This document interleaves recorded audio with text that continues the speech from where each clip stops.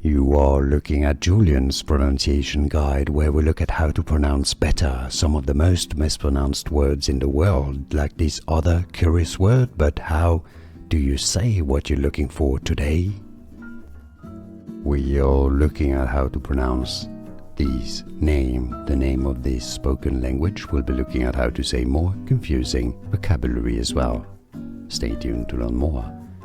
Tagalog, Tagalog, a stress on that second syllable and a long R sound. Tagalog. Easy, and now you know. More videos for you here to learn more. Thanks for watching.